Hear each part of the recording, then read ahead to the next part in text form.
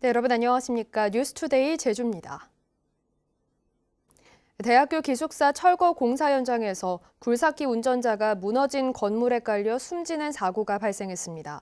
고용노동부는 이번 사고가 중대산업재해 처벌 대상인지 확인하는 등 조사에 착수했습니다. 김항섭 기자의 보도입니다. 제주대학교 기숙사 철거 공사 현장. 10m 높이의 건물 굴뚝 절반가량이 부러져 있고 근처에는 굴뚝의 잔해들이 여기저기 흩어져 있습니다. 어제 오전 10시쯤 기숙사 건물 철거 작업 중 굴뚝이 부러지면서 굴삭기 운전석을 덮쳤습니다.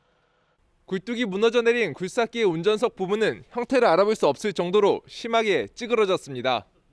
이 사고로 굴삭기 운전을 한 철거업체 대표 58살 A씨가 머리를 크게 다쳐 숨졌습니다.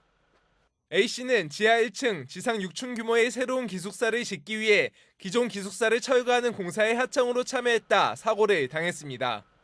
하지 말라는 거나 저거는 맨 중에 이거 다 부수냐 그 폐기만 그리 갖다 놔 올라상 딱 위에서 딱 깨끗하게 딱 끝나고 당시 현장에는 신호수 1명을 비롯해 다른 노동자들도 있었던 것으로 확인됐습니다. 경찰과 고용노동부는 시공사 등 공사 관계자와 목격자 등을 상대로 정확한 사고 경위와 함께 안전수칙 준수 여부 등을 조사하고 있습니다. 산업안전보건법에 따라서 조사는 진행이 될 거고 지금 저희가 그거는 검토 진행 중인 건이라 가지고 정확히 이렇게 말씀드릴 수는 없는데 또 이 사고가 중대재해처벌법에 해당하는지를 확인하기 위해 노동자의 현황과 전체 공사 금액, 안전보건 확보 의무 등을 살펴보고 있습니다. MBC 뉴스 김항섭입니다. 전세버스는 개인이 영업을 할 수가 없다 보니 운전기사가 버스를 산 뒤 회사 명의로 등록을 하고 매달 지입료를 내는 이른바 지입제가 관행적으로 이어져 오고 있습니다. 그런데 전세버스 기사들이 이 불법 지입제에 따른 피해가 심각하다며 제도 개선을 촉구하고 나섰습니다. 박주연 기자입니다. A씨는 6년 전 전세버스를 1억여 원에 구입해 회사 명의로 등록한 뒤 지입제 기사로 일을 했습니다. 회사에서 수당을 받지 못해 매달 버스 할부금과 지입료 250만 원을 낼 수 없게 되자 회사에 버스를 사달라고 했습니다. 그러자 회사는 A씨를 갑자기 해고했고 회사 명의로 등록된 버스도 돌려주지 않았습니다.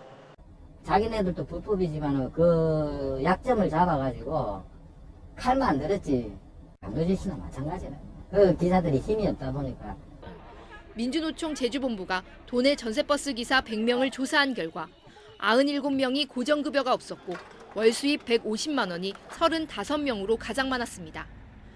대표적인 피해 유형으로는 부당한 지입료와 부당배차를 꼽았고 자동차를 압수당한 사례나 영업용 번호판을 자가용으로 강제 변환당한 사례도 있었습니다.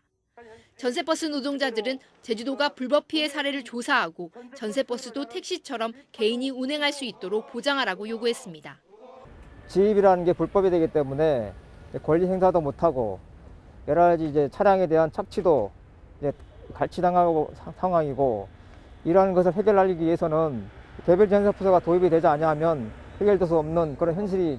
도내 전세버스 업체는 52곳, 버스기사는 1,400여 명입니다. 노동단체들은 불법 지입제 폐지를 위해 대통령 후보들과 각 정당에 질의서를 보내는 등 법 개정 투쟁에 나설 계획입니다.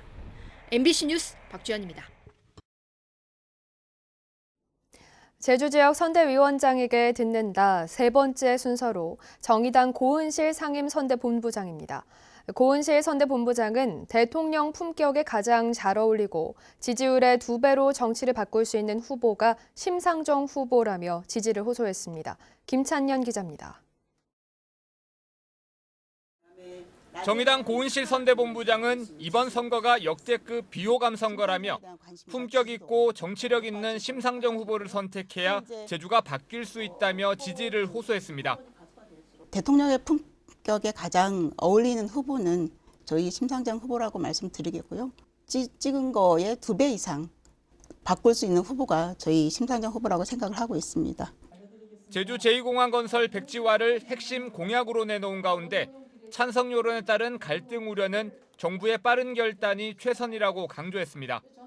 이미 정치권이 도민의 의견에 따라서 책임지고 백지화를 선언을 했다라고 하면 갈등의 꼴은 끝났을 거라고 생각을 하는데 이것과 다르게 가다 보니 갈등이 더 양상되고 있어서 빨리 백지화를 선언했으면 좋겠습니다.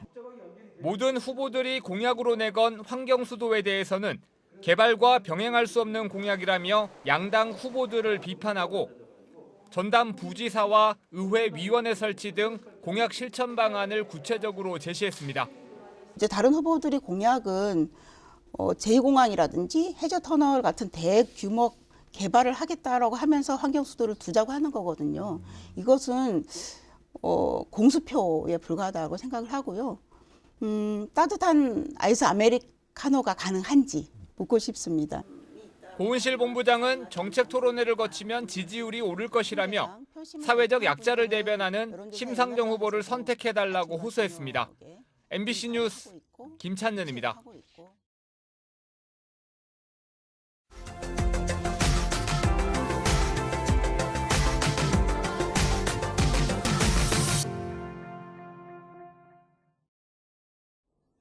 미래의 전투는 AI 같은 4차 산업혁명 기술이 집약된 무인전이 핵심입니다. 때문에 병사들이 대신해 수색과 정찰, 정밀 타격 등을 할 수 있는 다목적 무인 차량이 주요 전력 중 하나인데 경남의 방산업체들이 개발에 앞장서고 있습니다. MBC 경남 이상훈 기자입니다. 장착된 기관총으로 움직이는 목표물을 연신 타격합니다. 캄캄한 밤에도 멀리 떨어진 목표물을 파악하고 사격합니다. 야전에서 병사들과 수색, 정찰을 하기도 하고 위험 지역에선 지정 경로를 스스로 주행하거나 원격 주행도 합니다. 현대 로템이 40억 원을 들여 개발한 이 차량은 근접 전투와 무기 탑재, 부상병 물자 운반, 감시, 정찰 등을 할 수 있는 다목적 무인 차량. DMZ나 GOP 등의 다양한 전장 환경에서 병사들을 대신해 감시 정찰을 수행할 수 있어서 인명을 최소화할 수 있습니다. 또한 적재함에 부상자를 신속하게 실어서 대피시키고 전투물자 등을 필요한 장소에 전달할 수 있습니다. 한 번 충전에 3시간 주행이 가능한 전기 배터리를 장착해 소음이 없고 360도를 회전해 기동력도 갖췄습니다. 첨단 탐지 카메라가 장착돼 주 야간 4km까지 감시할 수 있어 광범위한 경계 지역 정찰이 가능합니다. 또 에어리스 타이어를 적용해 실전에서 바퀴의 공격을 받아도 문제없습니다. 독립적인 구동력을 발휘할 수 있는 인일구동 시스템이 장착되어 있어서 바퀴 한두 개가 파손돼도 나머지 바퀴의 힘으로 지속적으로 기동이 가능합니다. 또한 에어리스 타이어를 적용해 험지를 이동하거나 공격을 받아도 펑크가 나지 않아. 지난해 6개월 동안 야전에서 검증을 마치고 국내 최초로 우리 군에 납품했는데 주요 부품 30종은 모두 경남 창원을 비롯한 국내 업체들 것입니다. 대량 공급을 하게 된다면 20여 개 업체의 수혜 효과도 기대됩니다. 한화 디펜스도 속도와 적재 중량이 향상되고 5G 네트워크를 이용한 다목적 무인 차량을 개발해 육군에서 시험 운용 중입니다. 병력이 줄어 첨단 기술이 접목된 무기가 필수인 가운데 우리 기술로 개발한 다목적 무인 차량이 핵심 전력으로 주목받고 있습니다. MBC 뉴스 이상훈입니다.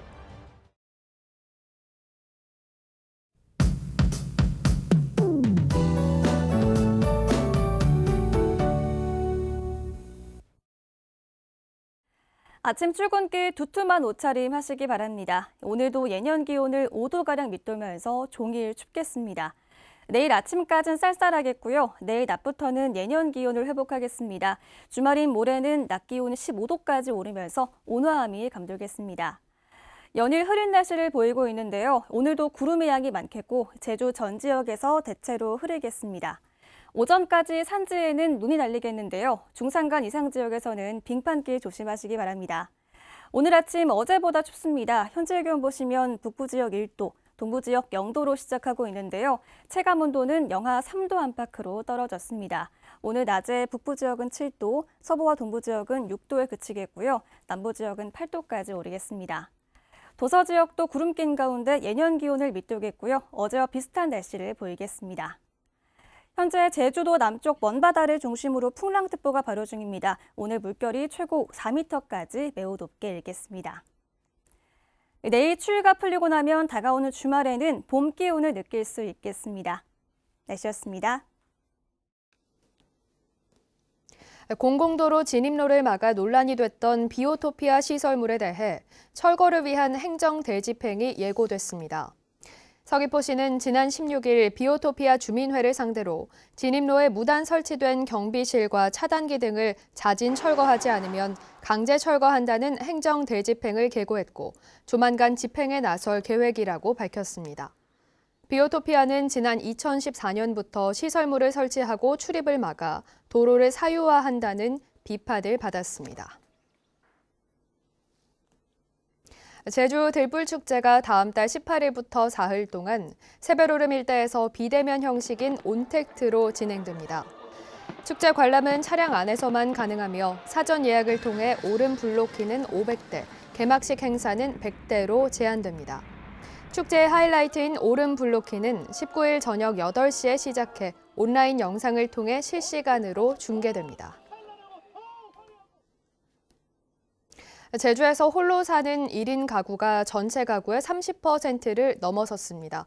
통계청 제주사무소에 따르면 제주 지역 26만 7천 가구 가운데 1인 가구는 31.1%로 5년 전보다 4.6%포인트 증가했습니다. 성별로는 여성이 남성보다 2배 가까이 높았고 연령별로는 20대 이하층에서 68.5%가 1인 가구였습니다.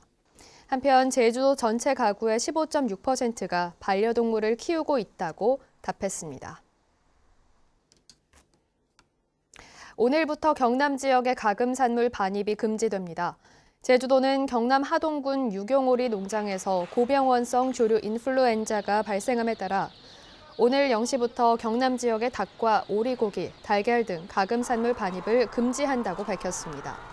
현재 제주도는 경기와 충북, 충남, 전북, 세종 지역에서 생산되거나 가공된 가금산물의 반입을 금지하고 있습니다. 코로나19 사태 이후 급감한 제주 부산항로 여객 수요가 회복되는 걸로 나타났습니다. 부산항만공사에 따르면 지난 2019년 연간 4만 4천여 명이던 제주 부산항로 여객 수는 코로나19 발생 첫 해인 2020년 2만 5천 명으로 42% 줄었고 지난해에는 2만 6천여 명으로 4.4% 반등했습니다. 한편 화물은 2019년 23만여 톤에서 지난해 24만여 톤으로 늘었습니다. 신규 광역 폐기물 소각시설의 입지 선정을 위한 세부 기준이 공개됐습니다. 제주도는 다음 달 15일까지 하루 380톤 규모의 폐기물을 처리할 수 있는 신규 소각시설의 입지 후보를 공모하고 있는 가운데 지역 주민의 적극성과 환경에 미치는 영향, 부지 면적 등 선정 세부 기준을 마련했다고 밝혔습니다. 소각시설 입지로 선정된 마을에는 260억 원 규모의 주민 편익시설이 설치되며 폐기물 반입 수수료의 10%를 기금으로 조성해 마을 소득 증대 사업 등에 활용됩니다. 제주도는 올해 설치된 지 30년 이상 된 노후 지하수 관정 25개를 대상으로 내부 조사와 진단을 실시해 오염물질 제거와 수질 검사 등을 진행할 계획입니다. 지난해 제주시 한경면과 서귀포시 대정읍 지역 지하수 관정 12개를 조사한 결과 11개 관정에서 부식과 파손이 발견됐습니다. 뉴스를 마치겠습니다. 고맙습니다.